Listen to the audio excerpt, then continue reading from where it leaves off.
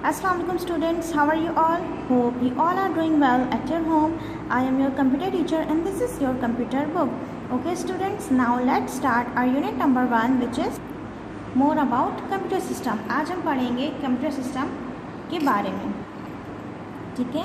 As we know, computer is a machine that work according to the list of instruction.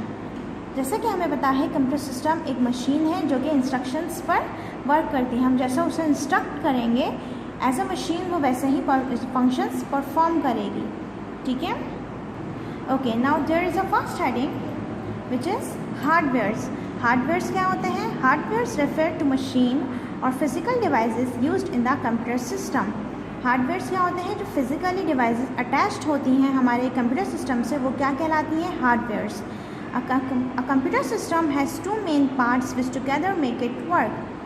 Computer system के हमारे पास दो main part होते हैं, जब वो मिलते हैं तो हमारा कंप्यूटर सिस्टम वर्क करता है. अदरवाइज इनमें से एक भी हमारा मिसिंग होगा तो हमारा कंप्यूटर सिस्टम वर्क नहीं करेगा.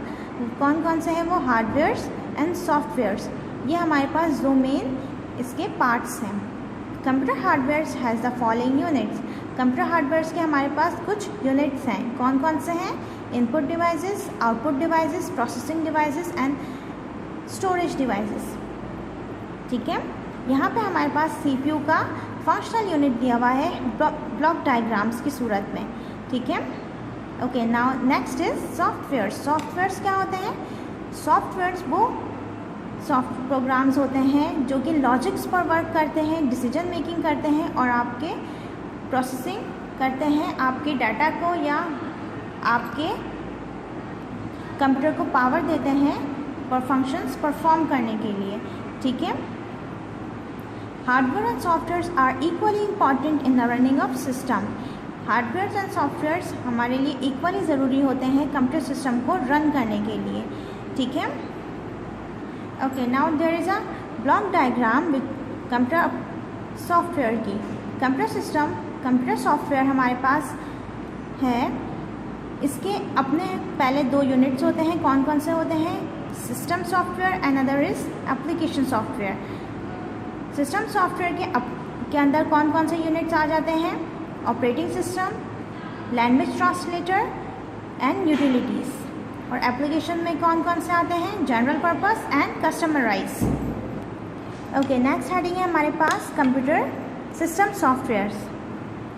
It perform the basic function that are necessary to operate a computer system. System softwares क्या होते हैं? ये एक बेसिक फंक्शन परफॉर्म करते हैं जो कि हमारे कंप्यूटर सिस्टम को ऑपरेट करने के लिए ज़रूरी होते हैं, ठीक है? It controls the various resources of a computer system. The operating system is an example of system software, ठीक है? Okay, Windows are commonly used operating system. जो हमारे पास विंडोज़ यूज़ होती हैं कॉमनली वो उन्होंने हमें दी हुई है. कौन कौन सी विंडोज़ होती हैं? विंडोज 7, विंडो एक्सपी, लिनक्स और मैक ओसी. ये हमारे पास 4 विंडोज़ हैं जो कि कॉमनली यूज़ होती हैं. ओके, सिस्टम सॉफ्टवेयर की हमारे पास फर्स्ट हेडिंग है ऑपरेटिंग सिस्टम. ऑपरेटिंग सिस्टम क्या होता है?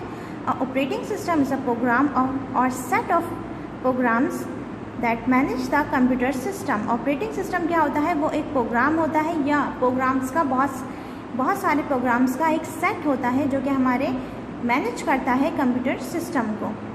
अ computer system can not run without an operating system. हमारा कंप्यूटर सिस्टम जो है ऑपरेटिंग सिस्टम के बगैर काम नहीं कर सकता. It is the link between hardware and application software.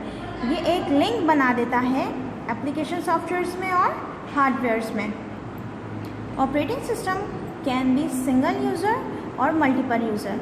Operating system को कौन कौन ऑपरेट कर सकता है? सिंगल यूज़र भी ऑपरेट हो सकता है और मल्टीपल यूज़र भी हो सकता है. Single user operating system allow only one user to work at any time. Single user operating system जो होता है वो एक ही यूज़र को एक वक्त में काम करने की इजाज़त देता है. If somebody else want to use computer system he और she he has to wait. अगर किसी और को जो है वो कंप्यूटर सिस्टम को यूज़ करना होगा तो उसे वेट करना पड़ेगा.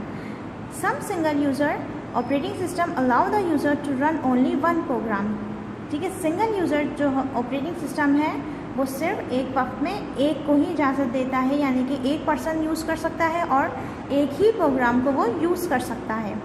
Other single user operating system allow the user to run many programs at a time.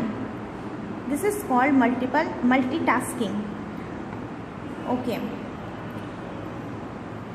Single user जो है वो मैनी प्रोग्राम्स रन करने की भी इजाज़त देता है, वो क्या कहलाता है? मल्टीटास्किंग।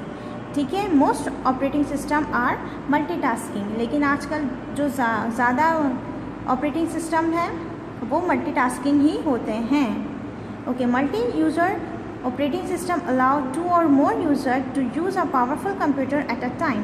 ठीक है, अब मल्टीपल यूज़र कंप्यूटर जो होता है वो क्या, एक ही वक्त में आप 1 or more than 1 जो है यूज़र वो यूज़ कर सकते हैं एक ही कंप्यूटर को एट अ टाइम।